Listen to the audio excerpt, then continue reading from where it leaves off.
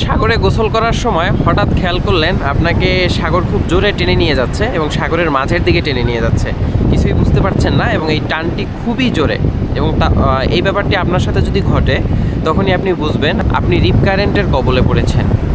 রিপ current হলো সমুদ্র তটে ঢেউ ভেঙে যাওয়ার পর সেই পানি প্রবল বেগে সমুদ্রের দিকে যাওয়ার যে স্রোত, সেইটা এই স্রোত এতটাই প্রবল হয় যে অনেক দক্ষ সাঁতারু পর্যন্ত ভয় পেয়ে যান।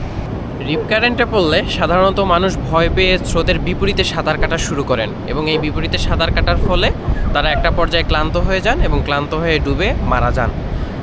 তবে আসলে কি করা উচিত এটি যদি জানা থাকে তাহলে অনেক ক্ষেত্রে জীবন বাঁচানো সম্ভব।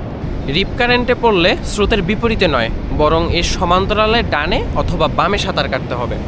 তাহলে খুব বেশি সম্ভাবনা আছে আমরা রিপ কারেন্ট থেকে বেরিয়ে যেতে পারবো, কারণ এই স্রোতটি খুবই সরু হয় এবং বের হওয়াটা খুবই সহজ যদি আমাদের টেকনিক জানা থাকে।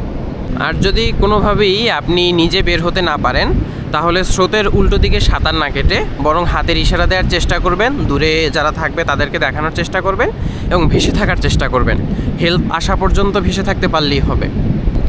আর আমরা সাগরে নামার আগে অবশ্যই লাইফ গার্ড যারা থাকবেন বা সি বিচের লোকাল যারা থাকবেন তাদের থেকে এই স্থানগুলো জেনে নিব। এমনকি যদি আমরা কাউকে না পাই আপনি নিশ্চিত থাকেন এই দায়িত্বরত যারা থাকেন তাদের দায়িত্বে এই পয়েন্টগুলোতে বা রিপ কারেন্ট যেখানে প্রবল সেই পয়েন্টগুলোতে লাল পতাকা টানানো থাকে।